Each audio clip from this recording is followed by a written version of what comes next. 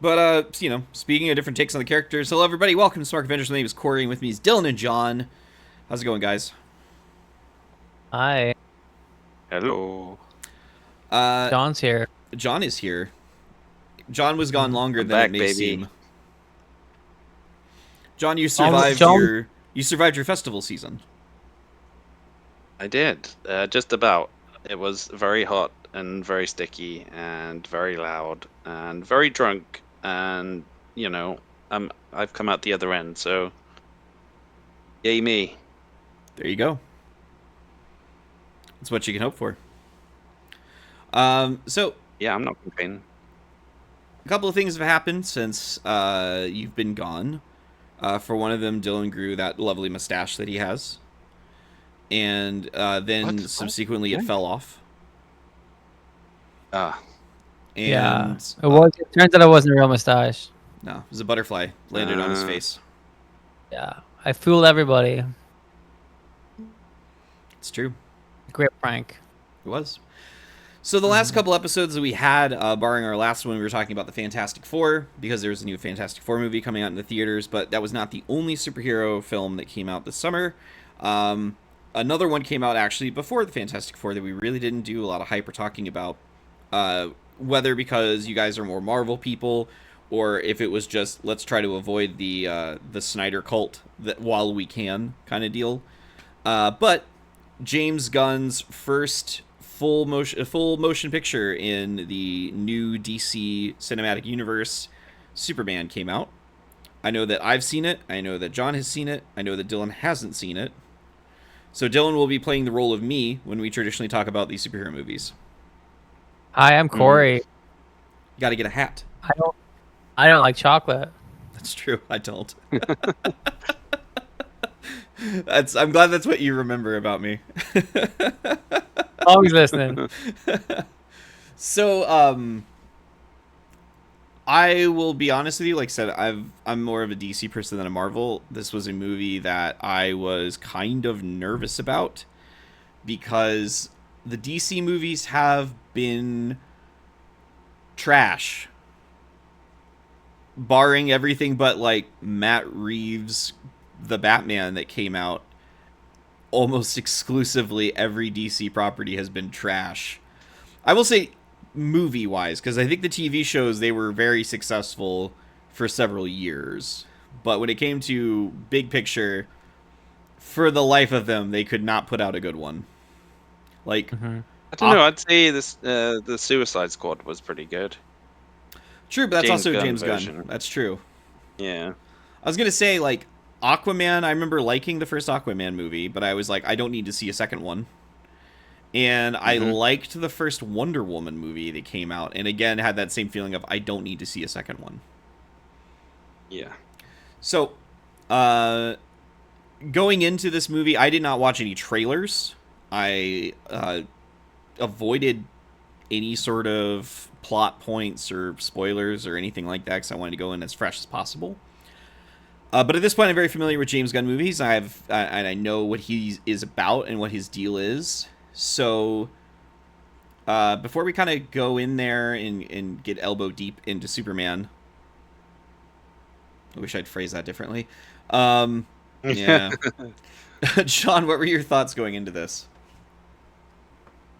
Well, I've kind of made my feelings known about Superman. Like, I'm not the biggest Superman fan in the world.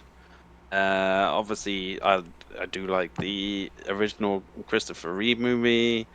Um, but like, certainly the Snyder stuff, the Man of Steel, wasn't very good. And I mean, the Batman v Superman was okay, like the director's cut of it at least, where it kind of expanded on things a bit more. But yeah, I think like it's been a while since we've had a good, big screen Superman. But from the trailers I saw, I was kind of optimistic about this one, and with James Gunn's history of comic book movies as well. He's obviously got a pretty good grip on how to handle like these characters on the big screen. So yeah, I went into it like cautiously optimistic. But yeah, I think it turned out all right.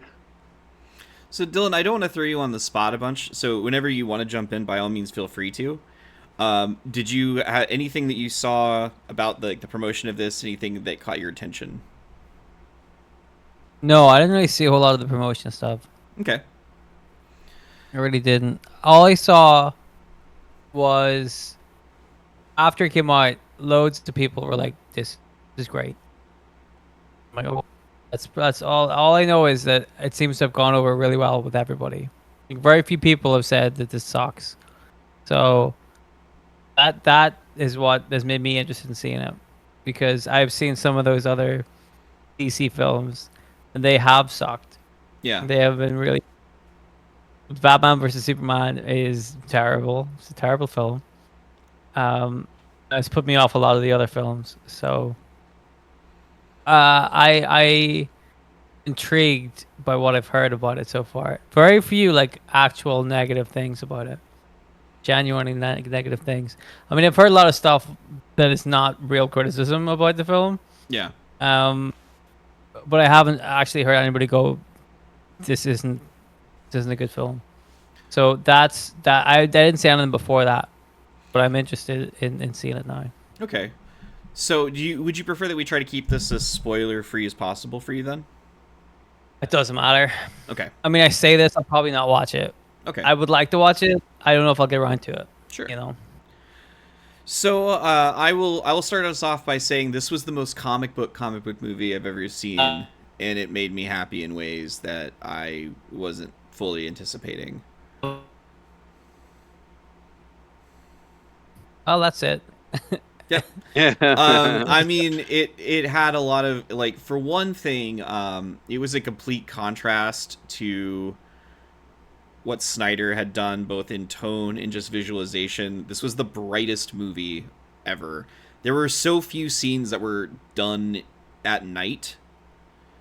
Aside from, like, an extended period of time that was spent in a pocket universe, most of the action scenes and the big fight scenes and stuff were done in the middle of the day, which felt very on brand for Superman. Like, you know, Superman doesn't, like, a lot of stuff doesn't wait until it gets dark to happen in Metropolis. Things just happen. So yeah, no, I mean, it had giant alien monsters and creatures from other dimensions and pocket dimensions and ridiculous super science robots and portals, and just, there was a scene, Dylan, that featured monkeys that had been genetically and cybernetically enhanced to do nothing but post shit on the internet all day. Yeah. Yeah. And it I think it takes, there's a special kind of trait when it comes to storytelling if you're going to introduce something dumb.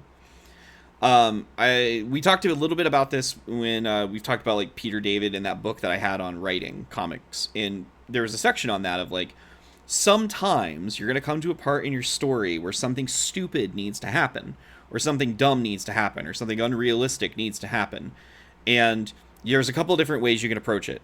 You can either call it out and say, look at this dumb thing, and move on. And I feel like that's kind of what happened in that scene.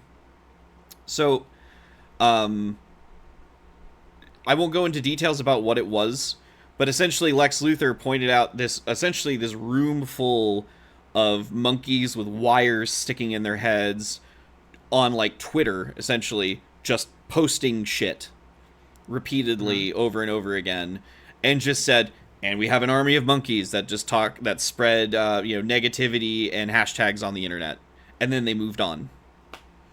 And I was like, perfect. You don't need to go in depth there. You don't need to explain it. Here it is. Take it and go with it, or don't. But there it was, and then they moved on. Okay. So John, was there any, like, rather than just jump around on stuff, was there certain, like, things you wanted to touch on, like certain actors and certain roles, like anything like that, or would you prefer that I kind of just drive this? There's like a few things. Like, I think the fact that it started sort of in media res, like just like throwing you straight in the deep end, was a great decision. Like, we don't need to see Superman's origin again. Yes. Everyone knows he's an orphan from another planet who got sent here by his parents as his planet was blowing up or whatever. And then, yeah, he grows up in Kansas and gets instilled all the good values, the good old American values that kind of make him into a good, decent person. We don't need to go over that again. Everyone knows that story, and this didn't bother with that at all, which I appreciated. Gunn had made a And statement yeah, earlier in around the time when the movie came out, and he had said that like there's three things that we don't need to see again in movies. We don't need to see, you know, Superman. We don't need to see Krypton blowing up. We don't need to see Martha and Thomas Wayne getting shot in a back alley, and we don't need to see Peter Parker getting bit by a spider. Like, we've seen it enough. hmm And I agree with that. yeah, I think that took a lot to just trust the fact that the audience was going to come along for the story, because I mean, like, it was just like a small, like, couple of words on the screen, and then like they set it up like it's been, you know, 300 years ago the first metahuman appeared on Earth. 30 years ago, Krypton blew up and a baby was sent to Smallville. 3 years ago, that baby grew up and revealed its name to be Superman, and he's now a protector. And 3 hours ago, he just lost his first fight. Like, yeah. perfect. You don't need to spoon feed the audience like that, or with anything more in depth than that, because it cut a lot of time out. Like you said, we don't need to see all of that, and because that Yeah. we had an established Metropolis already. We had an established supporting cast of characters at the Daily Planet, which was something I was really happy to see. Like, you don't get to see Superman's full supporting cast in movies very often, or in TV shows very often. Like, Cat Grant and Steve and the other people who work at the Daily Planet, not just Perry the editor and Jimmy Olsen and Lois. So I thought that was it. It made it feel fuller. Plus, they all got to have little moments. Yeah. I think, like, in the same sort of vein as well, like it in like you didn't have to kind of go in knowing, like, in depth about all the deep cut DC characters either. Like, the sort of the heroes that we're introduced to, like this version of the Green Lantern, Mr. Terrific, Hawkgirl. Like, these aren't necessary, A-listers and Mm-hmm. heavy hitters that like casual fans are gonna necessarily know about. But like the way they're introduced and like the kind of characterization and the humor between them, like, it tells us kind of what we need to know. Yeah. And yeah, you don't need like big in-depth backstories or whatever for them. You can just sort of like fill in the blanks yourself. Yeah, we didn't need. They didn't need, because I saw Kevin Feige recently do an interview talking about Superman and how the Thunderbolts underperformed in the theater. And like when we talked about Thunderbolts, it was a very positive conversation, but Thunderbolts didn't make a lot of money. And Feige's response was that basically people didn't watch the Disney Plus shows, so they didn't go to the theater to see who these new characters were. Like, we assumed that they would do this and they would carry that knowledge over, but it didn't happen. We didn't need to see a Mr. Terrific TV show. We didn't need to see a Hawk Girl movie. They just trusted. Again, it was a trust in the audience. Like, we're going to introduce these three characters. We're going to give you enough information about them to know what their deal is, how they interact, and we're going to let you just take that information and go with it. They're not going to be major characters in this. They're going to have their part. I think that's a one-to-one thing though, because I Yeah. think Thunderbolts. I haven't seen any of the TV shows Mm-hmm. leading into it, but I didn't need to because I thought the film itself was really good. Yeah. But the reason why people didn't go to see Thunderbolts is because they don't know who the Thunderbolts are. I don't. Yeah. Whereas with Superman, like it doesn't matter if they watch the TV show or not. Whereas with Superman, people are going to watch that film because it's Superman. because it's Superman.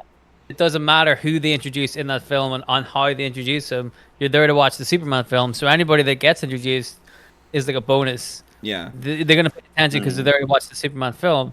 And I think that if people had watched the Thunderbolts film, they would have picked up on all the characters and loved them. It's just that they didn't know what the Thunderbolts was supposed to be. And Do then you think- the I was gonna ask, do you think like that would have been a different movie if instead of Bucky Barnes, Winter Soldier was the main character that you should have remembered from the other stuff? If it had been like a Sam Wilson Captain America or a Chris Evans Captain America in that role instead, do you think it would have made a difference? maybe I don't think so. I think the problem was like the title. It was like Thunderbolts, and then they had the asterisk, and the Yeah. asterisk was like the New Avengers or whatever. Do you think they were just What being that too meant- cute? Yeah, if they'd called the New Avengers, people would be like, "All right, sweet." Yeah. But if they'd just stuck with Thunderbolts and been more clear about it, then people would have went to see it. I think I don't think it was purely the name that stopped people from going to see it, but I think the excuse that people didn't watch the TV shows where we introduced these characters, so that they didn't come to see the film. I don't think that's the correct way to frame that. I mean, that was That's all I'm just saying about. okay. That's I was just pointing out what the interview with Feige had stated. That's not my Yeah. opinion on the matter because I agree on that. I don't think necessarily right. that it failed because people didn't know who the characters were. But I also mean that like whenever you were saying, in the Superman film, these characters that people don't know have been introduced really well.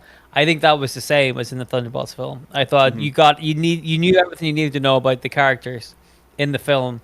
I didn't know half of them were actually in different. I didn't know that, but the way the film plays itself out, you get all the information you need about the characters really well. So, I can't remember his name, the actor's name, but a lot of people are saying that he was kind of the breakout character. The actor who played Mr. Terrific. Is his first is Edie? Is his first name? Yeah. He was in an X-Men First Class. He was Darwin. Yeah. Because he'd been doing interviews saying that like he had when they were making that movie, he pointed out the fact that they were killing Darwin and saying his powers he literally can't be killed.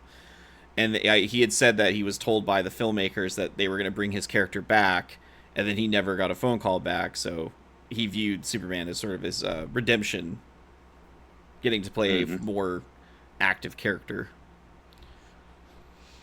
But so what were your thoughts, John, on I can't name pronunciation is going to be a very hard thing for me. The actor who played Superman. David Corenswet? Corenswet. Or Sweet? Or Yes. I'm not... There you go. What were your thoughts I on him? thought he was really impressive. Like, I'm sure I've seen him in stuff before, but I have completely blanked it if I have. So this was sort of my first real introduction to him. I mean, and he nailed like both aspects of the character, like the Clark Kent sort of, kind of anonymous guy, basically. But then when it comes to being like the big, bold superhero, he kind of filled those boots really well as well. So I thought he was after like initially sort of balking at it when like the cast was announced and thinking like, what, who the hell is this guy? Why is he being put in this kind of movie in this kind of role? Yeah, man, he definitely proved he deserved it. I really enjoyed him in it as well. I think he carried himself very well.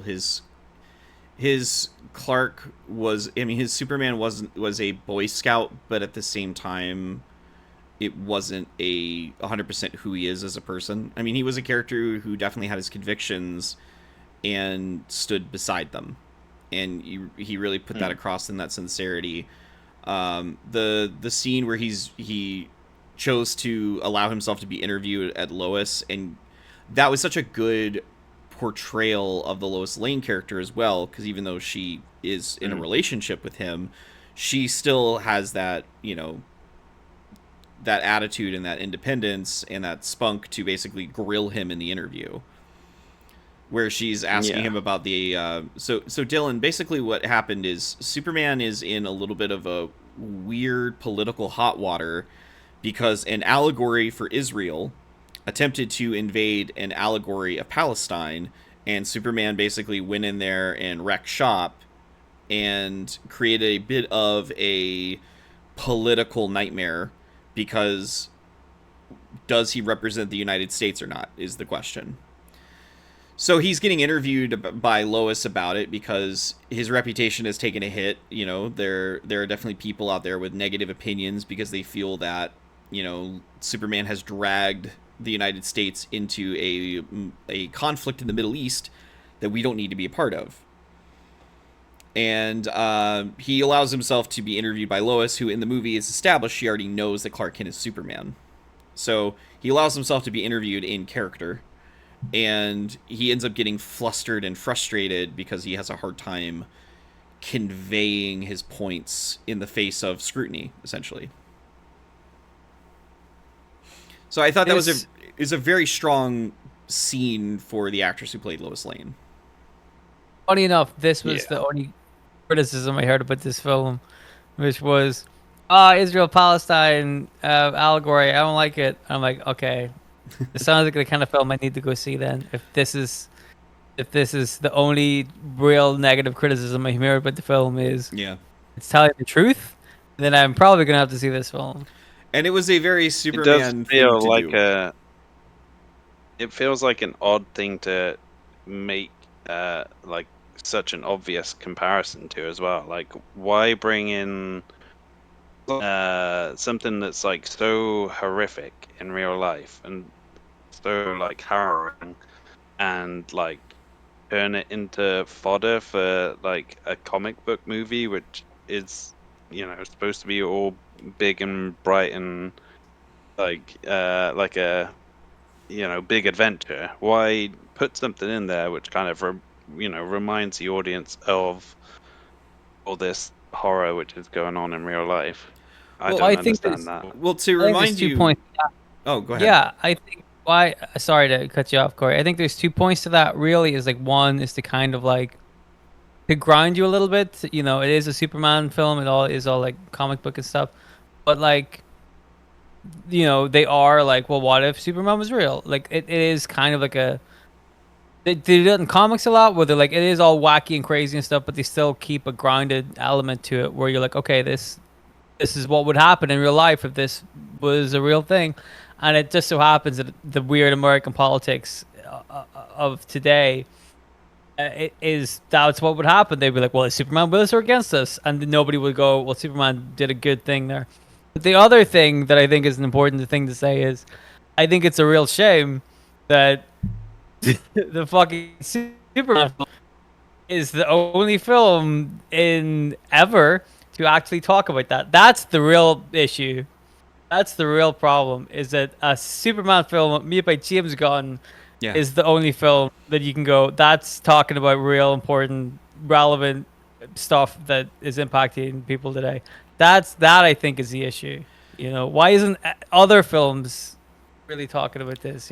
So to go on to the point, I was going to make the similar point to you, Dylan. In 1938, I believe, Superman ended World War II before it started, because the Siegel and Schuster had been following the news and had seen Hitler's rising in Germany, and they had in their comics Superman flying over to Germany, grabbing Hitler by the neck, flying him back to America, and dumping him in the White House and saying, "Deal with it." It is what I like about that. Sorry, Corey, but what I like about that is they flew him all the way over to America and then threw him in the White House. And at no point in just because Superman can fly, no problem. He's an alien.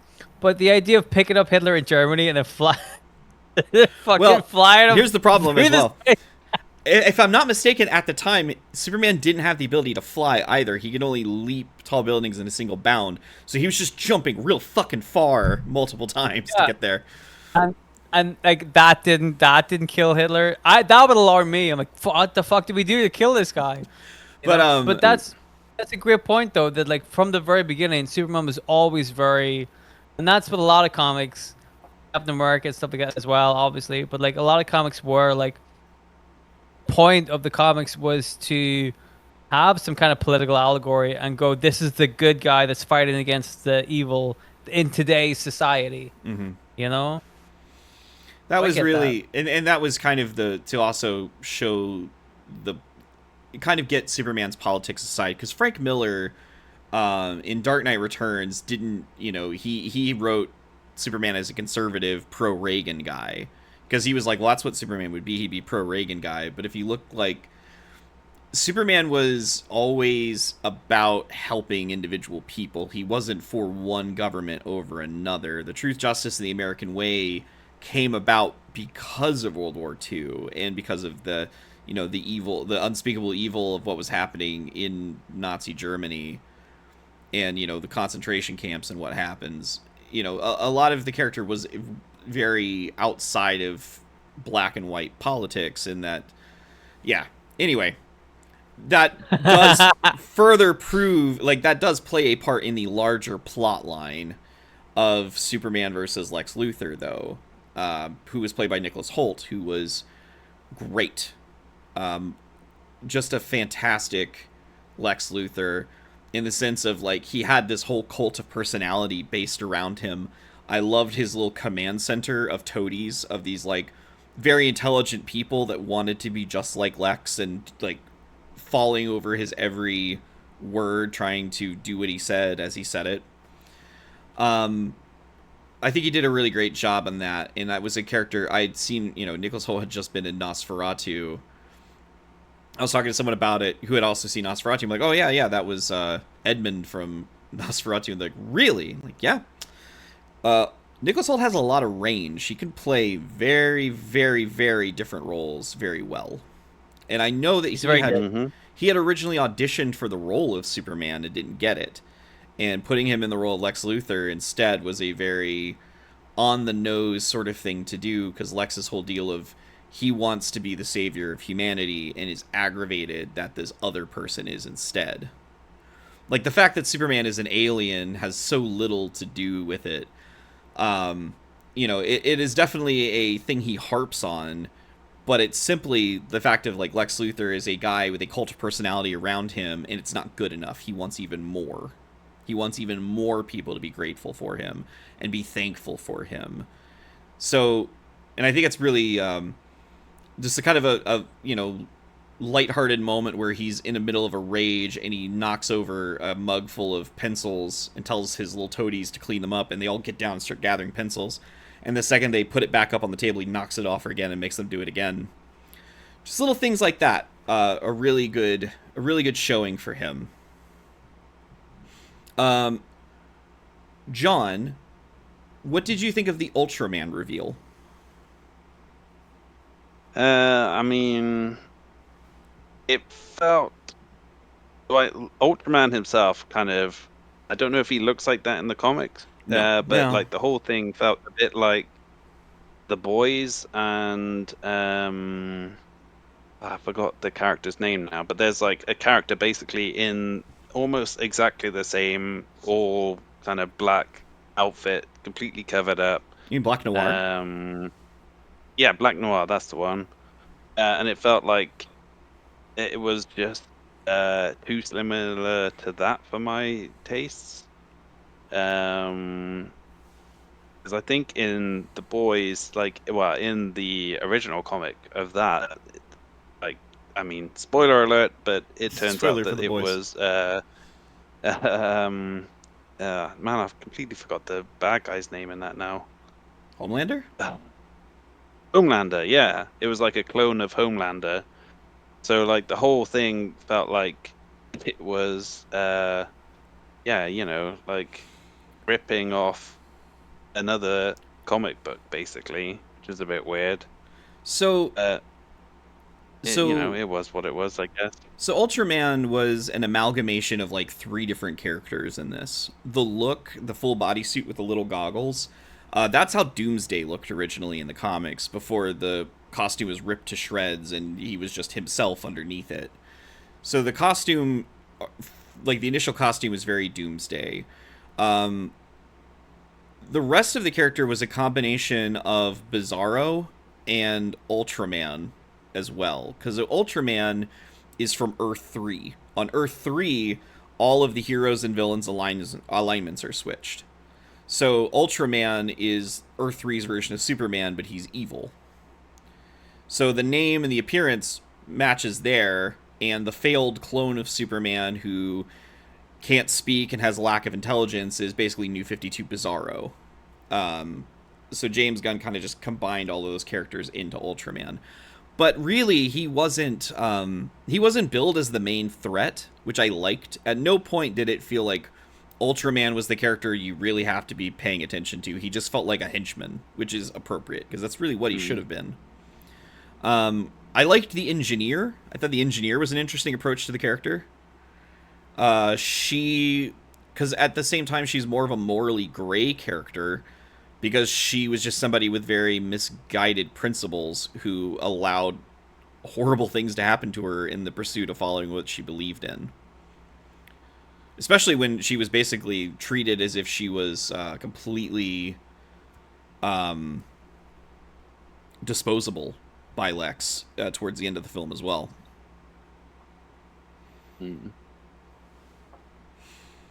Thoughts on Metamorpho? I was not familiar with the engineer.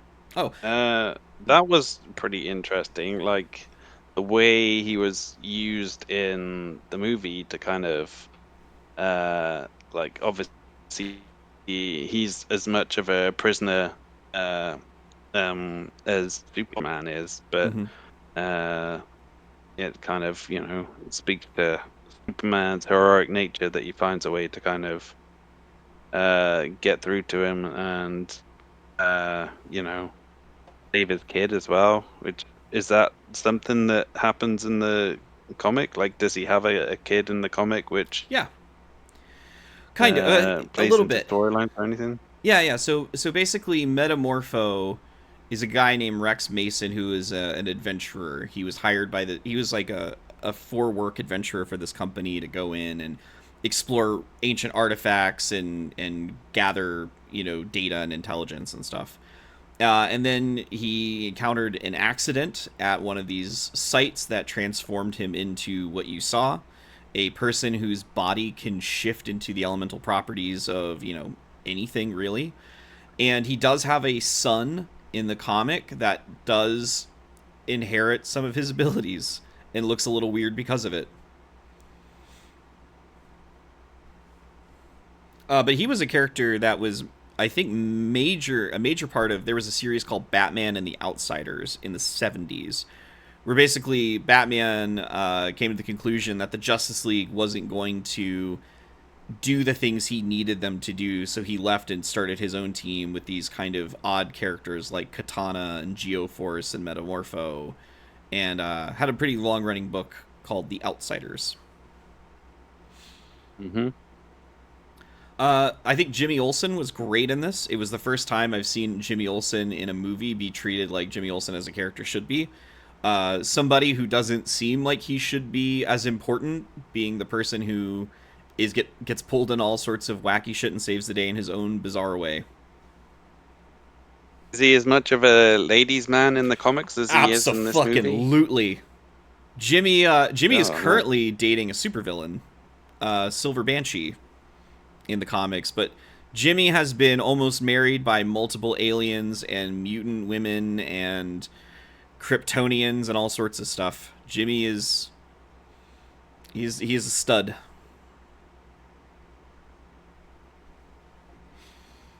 That was I was incredibly excited when I saw that, and because of like Jimmy Olsen having that like background of weird stuff happening to him all the time.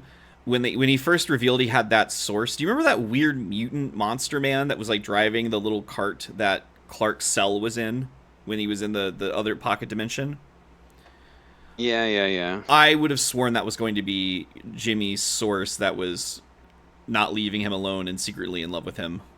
I was like, oh, of course it's the weird mutant monster man. It would have been a very Jimmy Olsen thing to happen. Nathan Fillion is Guy Gardner. Fantastic. Yeah. Dylan and I just talked a little bit about Guy Gardner last week in our episode. We were talking about Keith Giffen. Guy Gardner, brash, bit of an asshole, good guy underneath it all, but just a bit of a dickhead. I was surprised Yeah, they didn't definitely do. hit on that. I'm surprised that they didn't do a one-punch joke on him. But Yeah. oh well. There's always room for next time. I was really happy to see who Sean Gunn was playing in a very toss-away appearance towards the end of the movie. Superman. Maxwell Lord, He is Maxwell Lord.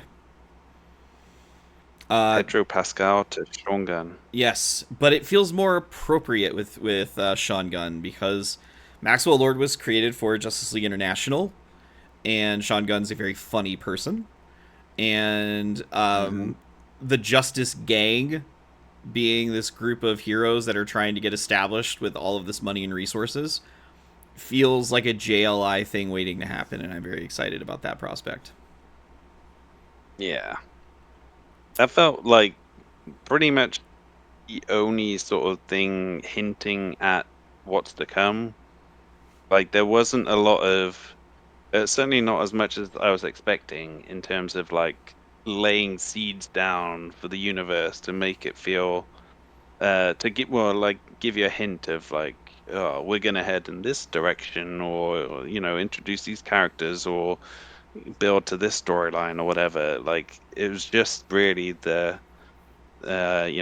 Justice Gang, which is obviously gonna grow into something bigger and more impressive. Well, they had the Hall of Justice as well. I was really surprised to see the Hall of Justice. I guess they did have Supergirl show up as well. That was honestly very, very briefly. I really enjoyed that. I'm really looking forward to this same. approach with Supergirl. As her just walking in somewhat drunk to get her dog and leave. Because I remember watching that and I was like, it seems like Clark just got Crypto because the dog doesn't really listen to him very well, and he kind of does his own thing. And if this is a dog that Clark has had most of his life, you think Crypto would be more better behaved, and then the reveal that no, Clark has just been babysitting Crypto while Supergirl was off in space doing stuff, and she was just swinging by to pick him up and leave.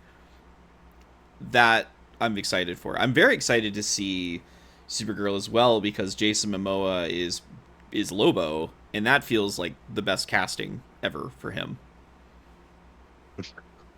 I am looking forward to the 90s resurgence of Lobo via Jason Momoa.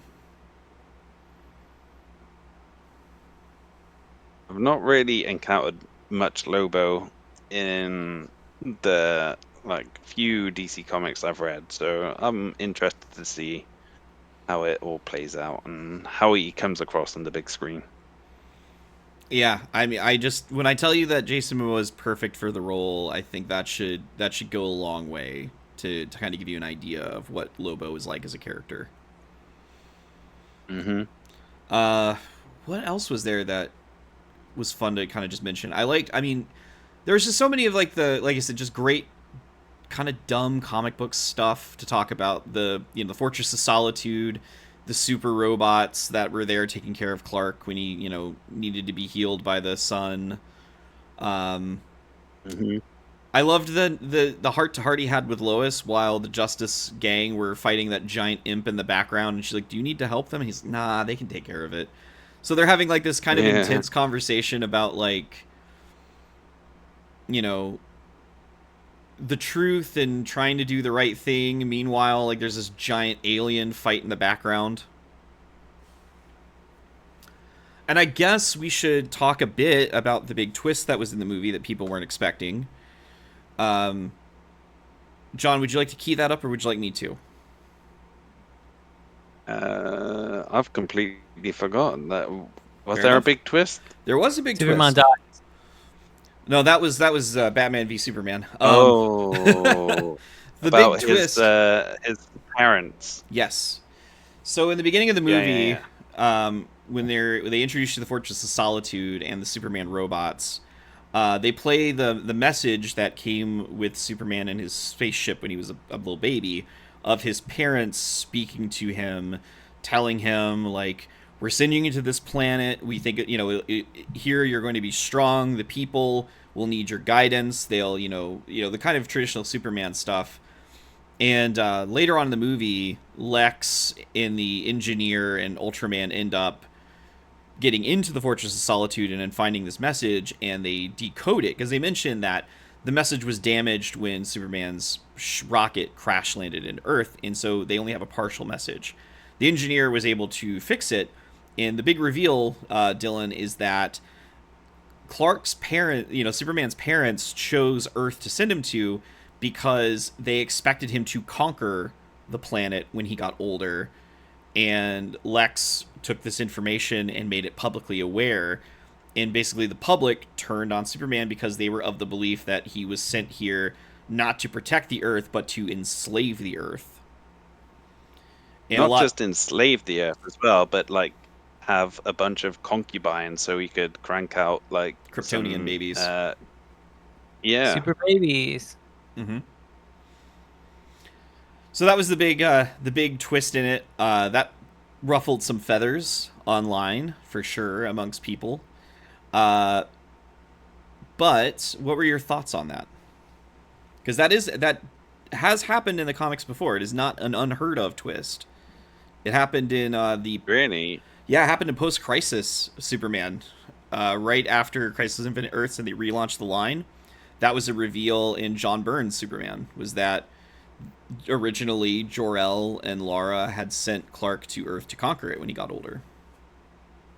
Mm-hmm. It was definitely unexpected, but it added a nice bit of drama to things as well. Like, if you need a good reason for people to turn on Superman, if the public are gonna turn against him, and that is a pretty good reason. Yeah. If they all think he's just here to, steal their women and crank out some babies. And that's your other allegory of people being anti-immigrant, is that they're here to take your women. Mm-hmm. Yep. So, there was a couple other great, fun little cameos there. Michael Ian Black had a role in the movie that surprised the living hell out of me to see Michael Ian Black in it. Yep. And there was of course a John Cena Peacemaker cameo, oddly enough on the the same scene, one of the same scenes of Michael Ian Black. Mm-hmm. But yeah, no, Bradley Cooper and Angela Sarafian, I think that's how you pronounce the name, but they were like Jor-El and his Lara. wife. I don't know what her name is. Lara. There you go. So yeah, no, good casting there. Like I said, it didn't have to be a complicated, role. I did enjoy. I thought that was Bradley Cooper. I didn't stick around to. I did stick around post credits just to say that I watched all of them, because we are so ingrained to sit through the credits of all of these superhero movies now. But Anyway. I was so annoyed when I sat through it, and then that was what we got at the very end. Like, I was expecting something to kind of, get me intrigued for what's coming next, and it was just like a throwaway joke. You didn't care for the throwaway gag? No, not after sitting through 10 minutes of credits. It's a lot of credits. It's a lot of credits. But anyway, kind of going back to the whole Superman family twist thing, I liked that a lot because I've always felt that people put way too much emphasis on Jor-El.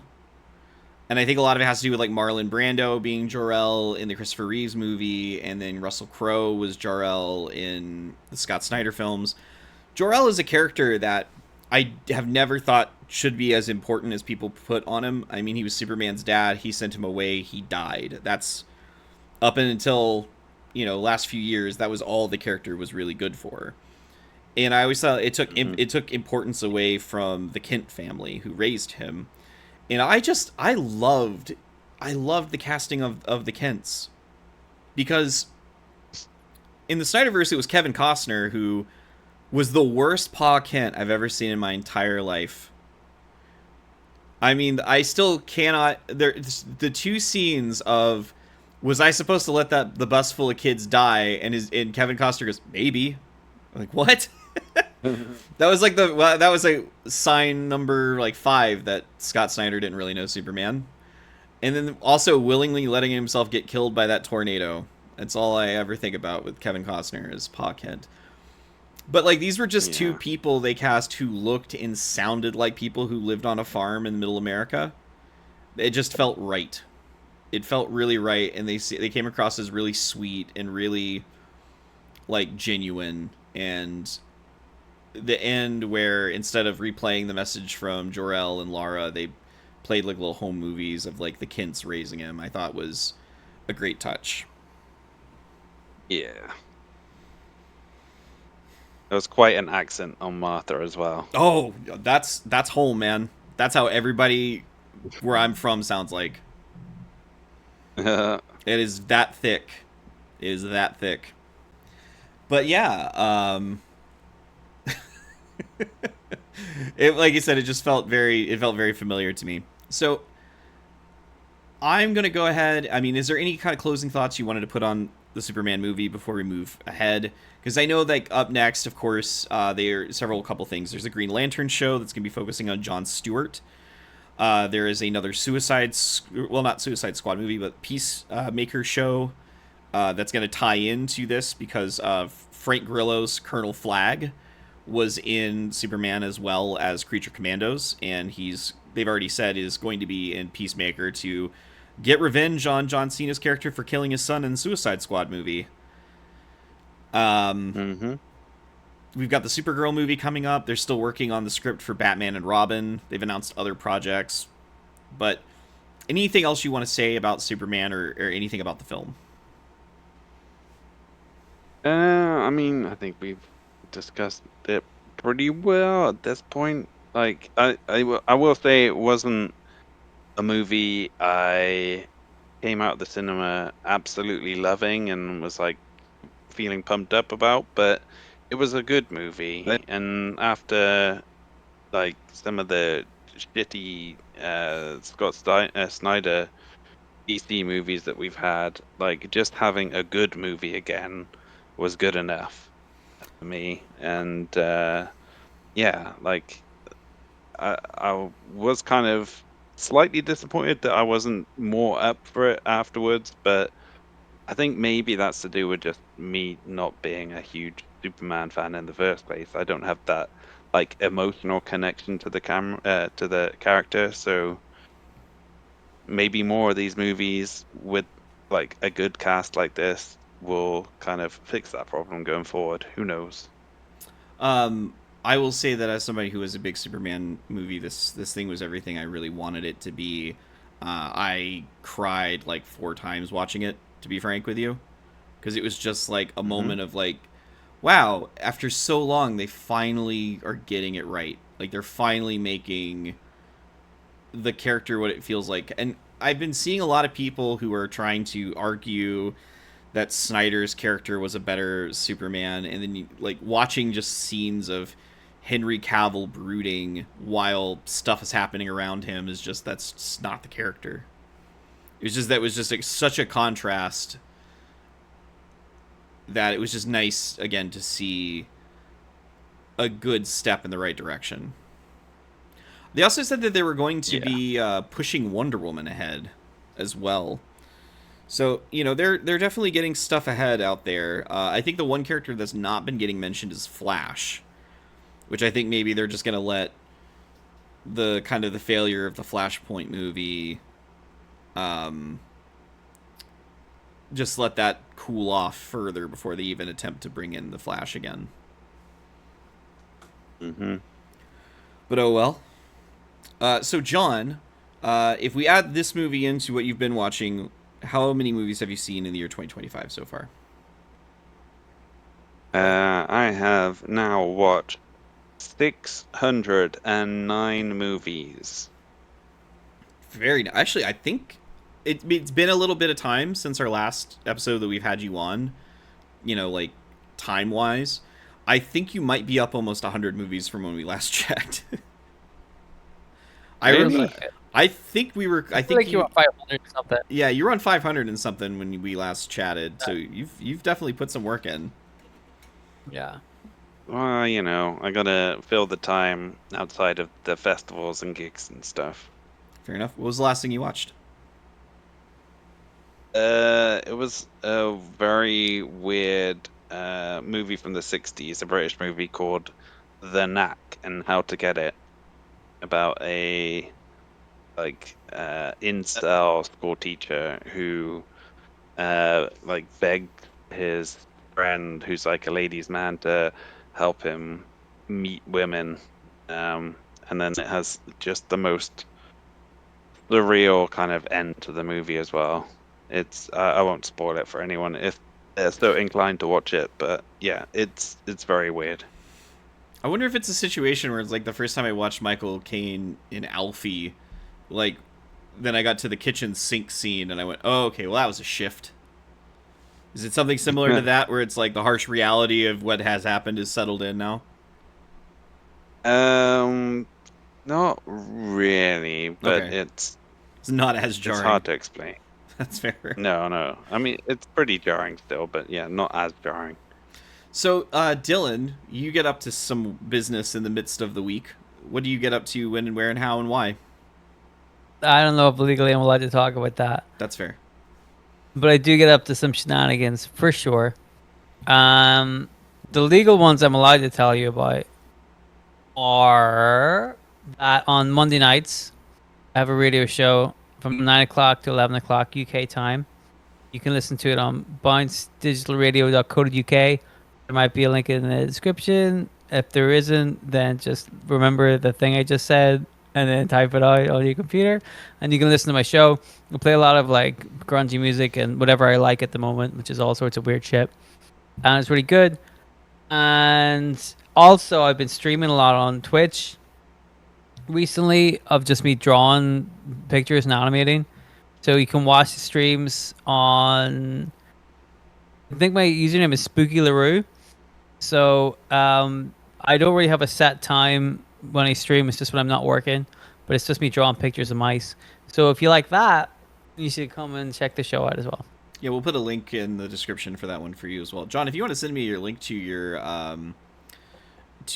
movie box as well, we'll throw that in the bottom as well. If you want to, also as a quick reminder, tell everybody where you're at on MovieBox, Letterbox, not MovieBox. Letterbox. It is at Big John Bowski, all one word. All right. There'll be a bunch of links down in the bottom. As for me, I have my other show, Large Old Cup, where we talk about stuff. I've mentioned I have a couple of episodes where I've talked about Superman. That was probably about a month or so ago if you're listening to this now.